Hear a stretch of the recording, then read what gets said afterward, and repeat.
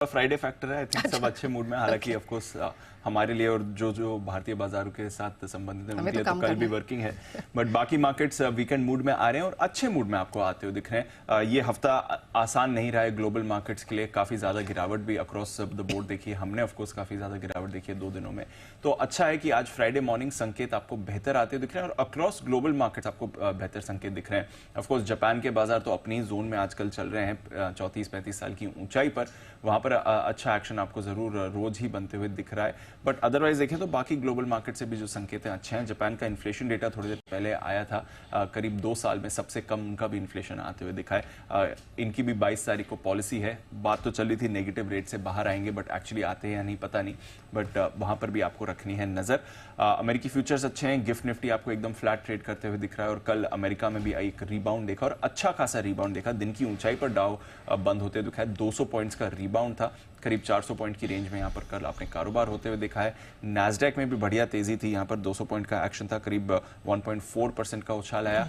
IT के दमदार action के दम पर पूरे बाजार का मूड सुधरा है और कल के पॉजिटिव एक्शन के बाद 2024 के लिए S&P 500 और नैस्डैक दोनों पॉजिटिव टेरिटरी में आ गए हैं। इससे पहले नेगेटिव जोन में थे, तो इस साल के लिए पॉजिटिव हो गए, हालांकि 2-3 हफ्ते हुए हैं इस साल में, बट फिर भी इस साल के लिए पॉजिटिव हो गए हैं नैस्डैक और S&P 500। तो आईटी लेड रिबाउंड जरूर था बाजार में।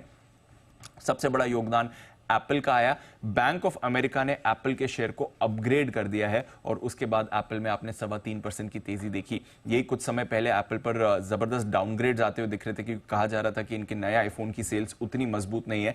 बैंक ऑफ अमेरिका कह रहा है कि नहीं, ये सेल्स अच्छी हैं और आगे और मजबूत होने की संभावना है, क्योंकि जिस तरह के AI रिलेटेड अपडेट्स अब आ रहे हैं अक्रॉस एप्स, लोगों को जरूरत पड़ने वाली है कि वो लेटेस्ट फोन ही यूज करें और इसलिए वो एक्सपेक्ट कर रहे हैं कि आईफोन की सेल्स आगे और बढ़ेंगी, इसलिए उन्होंने एप्पल को अपग्रेड किया है। बाकी भी इनके कारोबार बैंक ऑफ अमेरिका को अच्छे लग रहे हैं, तो उसके दम पर आपने एप्पल में अच्छा एक्शन देखा।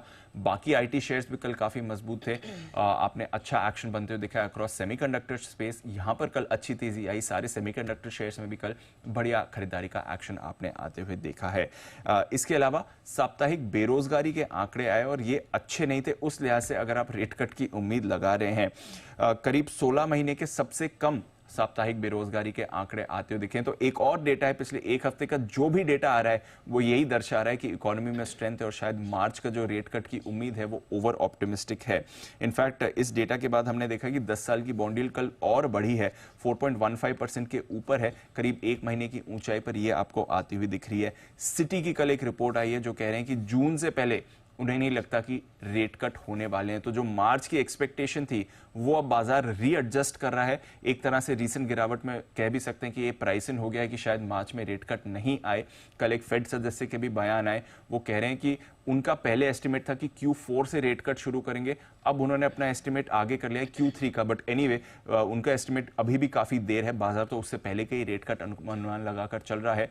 बट एक एडजस्टमेंट हो रहा है, एक रियलाइजेशन हो रहा है बाजार में कि शायद मार्च में रेट कट नहीं हो, और उस लिहाज से आप देख रहे हैं कि बॉन्ड मार्केट में रोज एक्शन है। हालांकि कल इक्विटीज ने इस पर ज्यादा रिएक्ट नहीं किया, ऑलरेडी एक एडजस्टमेंट इक्विटीज में हो चुका है।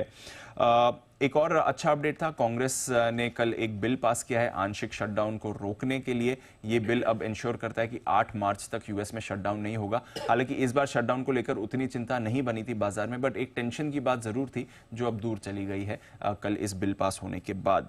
यूरोप के बाजारों में भी कल अच्छी बढ़त देखी है, 1% तक की रैली यहां पर आपने आती हुई देखी। कमोडिटीज में भी थोड़ा कमबैक था, डॉलर इंडेक्स में मामूली नरमी आपने जरूर देखी है। कच्चा तेल आपका $79 पर आ चुका है। अमेरिकी वीकली क्रूड भंडार में उम्मीद से ज्यादा आपने गिरावट देखी है। ओपेक की एक फ्रेश रिपोर्ट आई है जहां पर अगले 2 साल के लिए वो बेहतर डिमांड ग्रोथ का अनुमान लगा रहे हैं। EIA भी अच्छे डिमांड ग्रोथ का अनुमान लगा रहा है, तो थोड़ा यहां पर कच्चे तेल को आपने सहारा आते हुए देखा और ऑफकोर्स मिडिल ईस्ट का तनाव तो चल ही रहा है। इसके अलावा सोना कल मजबूत हुआ है, करीब $20 की यहां पर खरीदारी आपने देखी है। बेस मेटल्स के लिए भी थोड़ा बेहतर सेशन था, हालांकि मिला जुला कारोबार रहा। एग्री कमोडिटीज में भी आपने रिकवरी देखी है। तो अक्रॉस द बोर्ड थोड़ा रिकवरी के मूड में थे एसेट क्लासेस, और रीसेंट फॉल के बाद रेट कट उम्मीदों को रीएडजस्ट करने के बाद थोड़ा संभले हुए आज सुबह आपको ग्लोबल बाजार दिख रहे हैं।